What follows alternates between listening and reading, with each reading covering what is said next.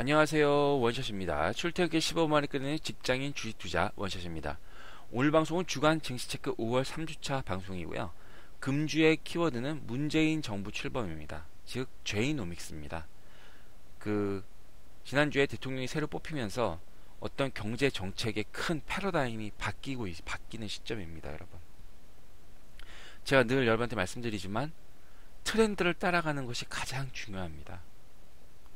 그렇기 때문에 저희가 뭐 여러 뉴스도 보는 거고 여러 트렌드 항상 수급도 보는 거고 이 트렌드를 따라가지 못하면 수익을 낼 수가 없습니다.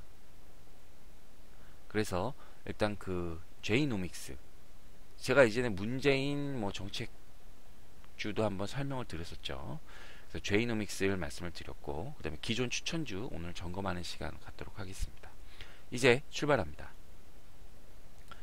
자, 일단 기존 추천주 리뷰인데요. 일단 저희가 추천드리는 데는 기준이 있습니다. 1박 2일, 2박 3일 이렇게 급등주 추천해드리는 게 아니라, 이제 바쁜 직장인이 바쁘잖아요. 근무 시간에 주식을 많이 볼 수 없지 않습니까? 그래서 일단 사놓고 한 달에서 석 달 동안 약 15에서 20% 정도 수익을 내는 그런 컨셉의 종목을 제가 추천을 드리고 있고요. 그래서 지금 밑에 있는 종목들이 쭈르륵 지금 나와 있습니다. 그런 컨셉이라는 거 말씀드리고요. 일단 사람인 HR 3월 19일에 추천했고 현재 17%입니다. 그러니까 저희 기준에 거의 맞는 종목이고요. 더 갖고 있을 생각이었는데 그래도 지금 빨리 제약바이오로 포트를 옮겨와야 될 것 같아서 5월 18일 날 매도하겠습니다. 여러분 5월 18일 날 수익이 어떻게 되던 그 전에 파시고 싶으신 분은 파셔도 상관없어요. 우리산업은 계속 갖고 갑니다. 2차 산업. NH투자증권도 이제 12% 수익이고, 이것도 어쨌든 이거는 좀 더 한번 5월 말까지 한번 보도록 하겠습니다. 대웅제약 이건 당연히 갖고 갑니다. 여러분 8% 수익 중이죠. 엑시콤 마이너스 6%, 이것만 마이너스 6%인데요. 이거는 그냥 지금 추천가가 1,550원이고 지금 현재가가 1,200원, 350원 차이 나는데, 이건 그냥 그거 하면 마이너스 6%가 마이너스 3% 같은데, 어쨌든 요거는 그냥 본전오면 팔겠습니다. 이건 그냥. 그리고 포트를 빨리 바꾸겠습니다. 제약바이오 쪽으로요. 그 다음에 코스닥 레버리지, 이건 그냥 계속 갖고 가겠습니다. 6% 수익인데, 이거는 뭐 수익을 내려는 게 아니라 이제 종목을 고르기 힘드신 분은 이렇게 ETF로도 수익을 낼 수 있다, 이런 걸 보여드리기 위해서 제가 추천을 드린 거고요. 이제 문제가 용평 리조트인데, 제가 지난주에 9,000원에 추천을 드렸어요. 근데 매수를 못했어요. 매수가까지 안 내려왔습니다. 9,300원까지 내려갔다가 지금 1,150원까지 올라갔어요. 이건 제가 좀 이따 다시 설명을 드릴게요. 자, 17년 손익 확정 종목입니다. 이제 EM텍 14%, Y솔 1%고요. 다음 주에 사람인 HR이 이제 손익 확정 종목으로 나오겠죠, 여러분? 그죠? 자, 기존 추천주 리뷰에서 이제 용평 리조트 5월 7일 날 했는데 제가 미매수 됐습니다. 일단 차트가 요랬는데, 제가 요런 차트 보여드렸죠. 고점은 그대로고, 이거 저랑 하신 분은 많이 보셨죠? 고점은 그대로고 저점은 높아져서 수렴형이다. 그래서 제가 이제 5월 7일에 딱 추천을 드렸고, 추천을 또 보시면 거래량이 이렇게 됐는데 거래량이 증가했죠. 그죠? 그러면서 제가 추천을 딱 해드렸어요. 근데 이렇게 그냥 올라가 버렸죠. 그냥 바로. 근데 제가 이거를 9,000원에 매수가를 9,000원 드린 이유가 있어요. 괜히 싸게 사자는 게 아니라, 원래 여러분 이 10,000원이란 가격은 심리적인 저항선이 있는 가격입니다. 어떤 종목이든. 그리고 10,000원 위와 10,000원 아래는요, 호가창이 틀려요. 그렇기 때문에 10,000원은 굉장히 추천하기가 어려운 가격대입니다. 그래서 사실 엑시콘도 그렇게 하고 싶지는 않았어요. 근데 너무 대형주 위주로만 있는 것 같아서 제가 말씀을 드렸던 건데, 어쨌든 이 10,000원이란 가격대는 굉장히 힘들다. 그러니까 이제 좀 더 지켜봐야겠다, 용평 리조트는. 근데 아마 증권방송에서도 이번 주에 추천 나갔더라고요, 보니까. 그러니까 움직일 수도 있는데, 어쨌든 여러분, 제가 저랑 이제 공부하셨던 분은 아시죠? 이렇게 박스권을 하면 어떤 형태가 있는지 다시 한번 공부해 보실까요? 자, 박스권 돌파 매매법입니다. 그냥 팁으로 나중에 한번 또 설명드릴게요. 자, 상승했어요. 그죠? 하락했어요. 상승했어요. 하락했어요. 예, 제 방송 많이 보셨던 분은 뭐 여러 번 보셨죠? 그래도 암기 차원에서 보세요. 그래서 이게 고점이 생기고요. 저점. 이게 뭡니까? 박스권이죠, 여러분. 그러다가 돌파를 했어요. 지금 용평이 좋다 돌파를 했죠. 그죠? 그럼 이제 방법이 세 가지가 있는데, 첫 번째 이렇게 쭉 올라가는 방법이 있어요. 첫 번째 박스권 돌파 후 지속 상승. 그 다음에 이렇게 다시 차익 매물이 나오겠죠, 여러분. 당연히. 그런 다음에 다시 반등해서 올리는 눌림 후 재상승이 있고요. 그 다음에 또 어떤 게 있어요? 돌파한 다음에 이때는 돌파 전보다 거래량이 2배 이상 늘어야 되겠죠. 그 다음에 다시 재차 박스권 밑으로 하락하는 게 있어요. 여러분, 이 세 가지의 경우가 있겠죠. 박스권을 돌파한 다음에 박스권 돌파 다음에 쭉쭉쭉 올라가는 거, 차익 매물 나와서 눌림목 나오는 재상승하는 거, 그 다음에 다시 차익 매물로 재하락하는 거. 이 세 가지 중에 확률이 가장 높은 건 어떤 걸까요? 가장 많은 나오는 경우의 수, 전체를 10이라 봤을 때 어떤 걸까요? 여러분, 당연히 차익 매물로 재하락하는 경우가 가장 많습니다. 박스권 돌파 후 지속 상승 경우 하면 좋겠지만, 전체 10으로 봤을 때 차익 매물로 재하락하는 확률이 약 70% 정도 되고요. 눌림 먹고 재상승하는 게 20% 정도 되고요. 박스권 후 지속 상승하는 게 1% 정도 됩니다. 근데 박스권 후 돌파 후 재상승하면 어떻게 해야 돼요? 이 박스권 돌파 전보다 거래량이 2배 이상 많아야 되겠죠. 꼭 2배는 아니지만, 저희 제 방송 거래량의 비밀 보신 분이 이해 가시죠? 그리고 왜 박스권 뭡니까? 차익 매물로 재하락. 지난주에 한 거랑 똑같네요. 그죠? 박스권 돌파 전보다 거래량 거의 동일하다. 그죠? 거래량이 별 차이가 없다. 단타 세력이 들어왔다 나갔다. 그죠? 그래서 박스권 상단에 눌림목 2번 눌림목 후 재상승할 때 지지 여부가 되게 중요하다. 그러면 용평 리조트는 뭐예요? 만원이죠. 만원을 지지해야 됩니다. 그러니까 어차피 싸게 못 샀으면 만원이 지지되는 거 보고 사야 됩니다, 여러분.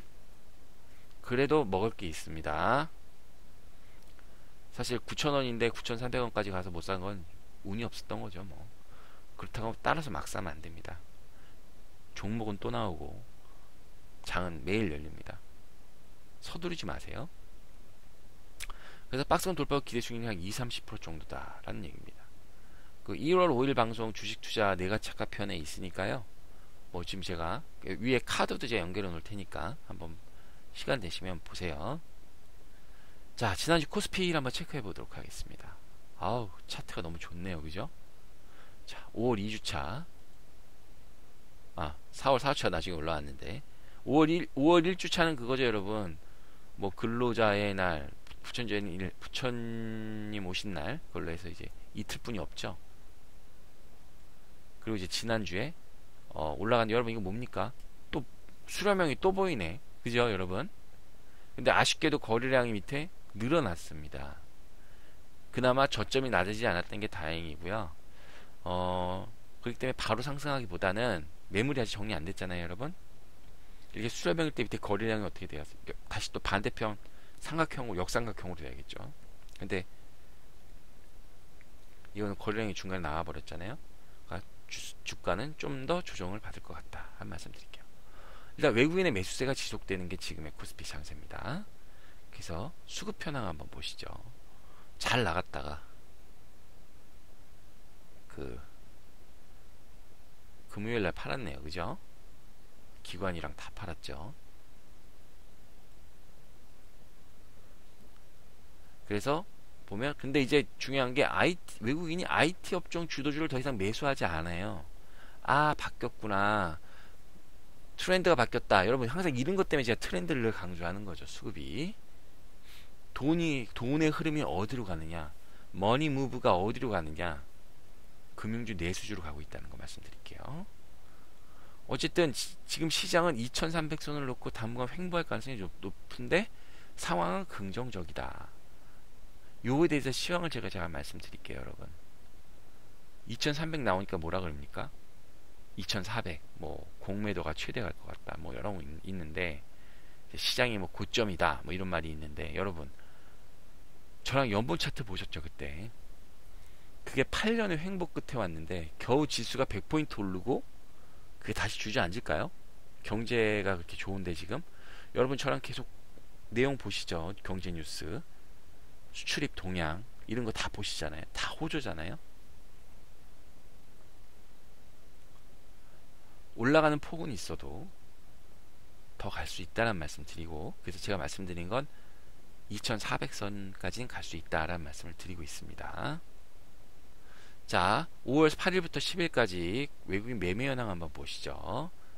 자, 신한지주, KB금융, 우리은행, 하나금융지주, 삼성생명. 아, 금융주를, 특히 은행주를 사고 있네요. 그죠?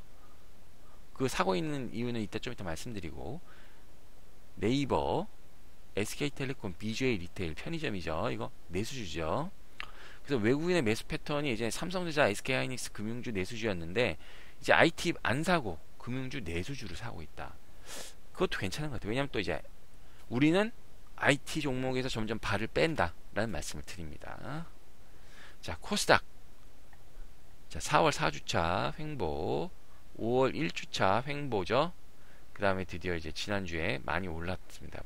약간 막판에 또 팔았지만 개인과 외국인의 이제 공방인 지속이다. 이제 기관은 팔고 개인 외국인은 사는 거죠. 보시죠. 외국인은 계속 팔고 있죠. 기관이랑. 그래서 지난주 금요일 때문에 이제 수익률이 많이 빠졌습니다. 제가 갖고 있는 종목들도 엑시콤도 그래서 마이너스가 된 건데. 어쨌든 중요한 거, 시장의 저점이 낮아지지 않는 것은 향후 긍정적이다. 여러분, 코스닥 중소형 장세가 올 겁니다. 언제 올지 모르겠지만, 그치만 내가 너무 조그만 소형주는 안 된다 그랬죠. 이름 있는 중대형주 정도는 돼야 된다고 말씀드렸습니다. 그리고 우린 거기서 어떤 거에 배팅을 걸었나요? IT에서 지금 빠져나가고 제약 바이오에 배팅을 걸 예정입니다, 여러분. 그래서 4차 산업혁명, 왜요? 지금 말씀드린 제이노믹스의 성장 동력이 4차 산업혁명입니다. 그게 이제 제약 바이오 게임이고요. 그리고 거기다 이제 제약 바이오 게임에 관심이 필요한 시점이다 라는 말씀 드립니다. 자, 외국인이 어떤 걸 샀나요? 오스테미 임플란트, 셀트리온, 휴젤, 인바디, 메디톡스, 이거는 그거죠. 제약 바이오, 헬스케어 뭐 이런 거죠. SFA, 고영, 이오테크닉스, SK 머티리얼스, 뷰웍스, AP 시스템, 디스플레이 및 반도체죠. 역시 외국인은 계속. 근데 삼성전자 사고 이런 거 SK하이닉스 안 사고 이거 사요. 그게 뭔 얘기예요? 이쪽이 먹을 부분이 좀 있다는 거죠. 그죠? 자, 지난주 증시 체크입니다. 일단 신정부 기대감이 주가를 이끌며 이제 숨고르기 장세고요. 이제 신약, 내수, 특히 이제 은행, 증권, IT 중대형주에 대한 순환매 장세입니다. 이러고 잘 기억해 주세요. 자, 이제 주요 뉴스입니다. 자, 문재인 정부 출범에 따른 제이노믹스가 출범했습니다. 제이노믹스가 뭐냐? 정부가 사람에 투자해 기업 및 국가 경쟁력을 살리는 방향으로 진보 경제학자 한성대 김상조 교수가 밑그림을 그렸습니다. 결국 제이노믹스는 사람 중심의 경제다. 그래서 기존 정책은요, 대기업이 성장을 해서 거기서 이제 과실을 국민이 받게 되는 이제 낙수 효과 되는 탑다운 방식의 경제 정책인데요. 제이노믹스는요, 그게 아닙니다. 좋은 일자리를 더 만들어서 국민이 성장하는 구조로 만드는 소득이 주도하는 성장론이 이제 바텀업의 경제 정책입니다. 밑에서 위로 올라가는 거. 패러다임이 완전히 바뀌는 겁니다, 여러분. 제이노믹스는. 이런 걸 잘 기억하셔야 됩니다. 내가 종목을 투자하는데 굳이 이런 거 알아야 돼? 여러분, 이런 내용은요, 제가 뭐 시황이나 뭐 수출입 동향 이런 거 다 드리는 거는 음식을 만들 때 육수와 같은 겁니다. 여러분, 맹물에 찌개 끓이는 거랑 육수에 찌개 끓이는 거는 맛이 좀 차이가 있어요. 감칠맛이 나려면 육수를 내야 됩니다. 이런 전체적인 트렌드를 아셔야 됩니다. 제가 누누이 말씀드리죠. 트렌드를 아셔야 된다고. 그럼 소득을 어떻게 늘려요? 일자리를 더 많이 만들어야겠죠. 그럼 일자리를 어떻게 만들어요? 근로시간 단축하고 잡 쉐어링하고, 그래서 공공부문 30만 개, 민간부문 50만 개에서 80만 개 정도의 일자리를 만든다 그러죠. 그럼 그 재원은 대기업의 법인세를 인상하고 고소득자 과세 강화 등으로 해서 재원을 마련한다는 내용입니다.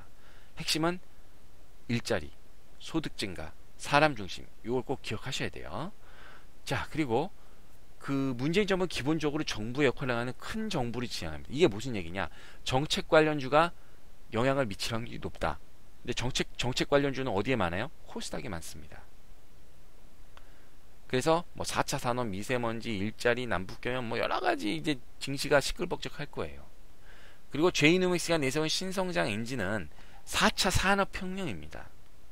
이 신산업에 그 뭐 여러 가지 있죠. 뭐 자율주행, 5G 뭐 여러 가지 있잖아요. 방송 보세요.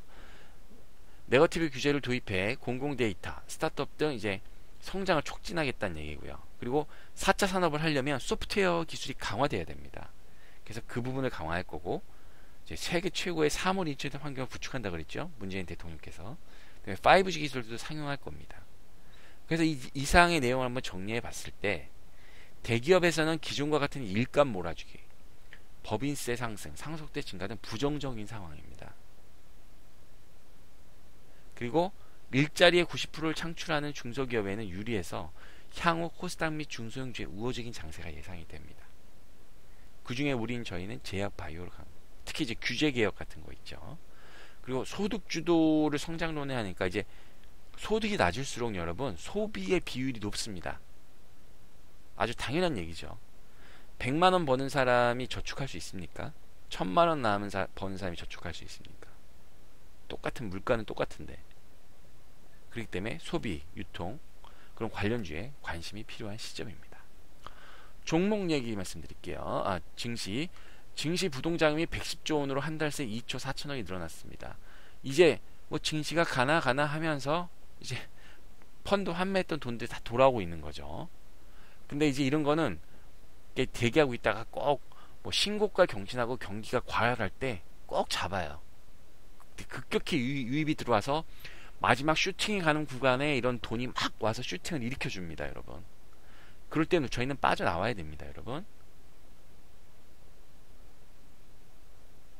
그리고 시장에서 지금은 여러분 2400, 2500 간다 그러죠. 근데 2400 넘어보세요.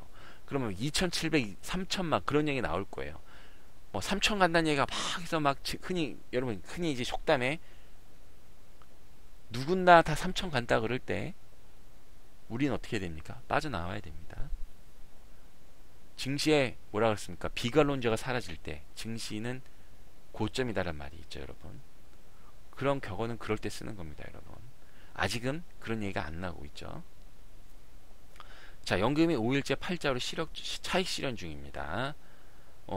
연금이 참 고생을 많이 했죠. 올해 초에 장을 잘 버텨줬습니다. 뭐 그 사람들도 이제 챙겨야 되니까. 근데 중요한 거 요거 말씀드린 이유는 연기금이 매도하는 상위 종목 파악하시고 내가 신규 매수하실 때 조심하십시오. 그리고 이제 금리 인상을 앞두고 은행주가 신고가를 경신하고 있습니다. 여러분, 금리 인상이 되니까 예대 마진이 당연히 많아지겠죠. 그죠? 은행 입장에서 대출 금리는 바로바로 올리고 예금 금리는 천천히 올리겠죠. 당연히 내가 은행이라면 수익은 늘어나지만, 그래서 신고가를 경신하고 있지만 여러분, 금리가 올라가면요 은행의 또 주요 수입원이 뭡니까? 대출 금리죠. 특히 부동산 그런 게 크잖아요. 근데 금리 인상에 따른 대출 감소가 동시에 발생하기 때문에 수입원 축소도 감안을 해야 됩니다. 그러니까 어느 적정선에서 은행주는 이미 제 생각이 들어가기 늦었죠. 항공 여행주 상승 예류 해갖고 이제 뭐 사드 보복의 유커는 줄었지만 동남아 및 유럽 관광이 늘어난 상황 긍정적이에요. 그래서 제가 1월 30일 날 추천한 거 모두 투어 3950원에 말씀드렸었어요. 근데 지금 뭐 이건 이미 끝난 거지만 44,750원으로 44% 상승 중입니다. 여러분, 석 달 동안 44% 상승했어요. 여러분 이런 경험 많으신가요? 흔하신가요? 꼭 급등주가 아니어도 이게 종목을 잘 잡으시면 할 수가 있습니다. 자, 국토교통부 현대기아차 23만 대에 대한 강제 시정 리콜을 했고요. 자동차 관련주의 부정적인 요소입니다. 철도 테마주 제가 움직일 수 있다고 말씀드렸죠. 근데 이제 1대1로가 아니라 조규일 경남도 서부부지사가 언급한 남부 내륙철도 민자 적격성 조사 개시에 따라 이제 조기 착공 가시화의 관련주가 강세가 됐습니다. 어쨌든 움직였어요. 그러니까 이것 때문에 움직였겠습니까? 움직일 때니까 움직인 거지. 갖다 붙인 거일 뿐이고 모르죠. 또 1대1로 또 움직일지.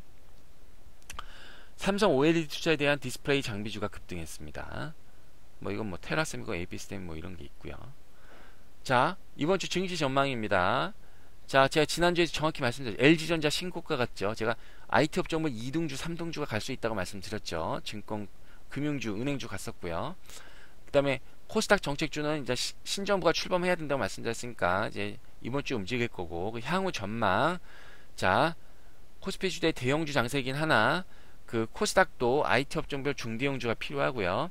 규제개혁, 제약, 바이오, 게임, 일자리, 신재생, 소비 활성화에 관심이 있습니다, 여러분. 지난주 증시 전망과 크게 차이 없으니까요. 다만 제약 바이오로 우리 한번 확 방향을 바꿔보자 이런 말씀 드립니다.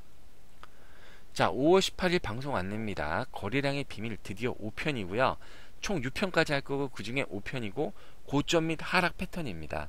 과연 고점에서는 어떻게 주가가 거래량이 어떻게 무너지는지, 또 하락은 어떤 식으로 하는지에 대해서 말씀드리면 거의 바닥권에서 상승 하락까지 해서 주가 패턴으로는 다 될 거고요. 6번에는 호가 창행을 통한 거래량 예측에 대해서 하고 거래량의 비밀 총 6편의 강의를 마치도록 하겠습니다. 여러분 많은 시청 부탁드리겠습니다. 자, 어떻게 잘 보셨나요? 잘 보셨다면 구독 버튼, 좋아요 꾹 눌러주시기 바랍니다. 저에게 큰 힘이 되니까요. 이상 원샷이었습니다.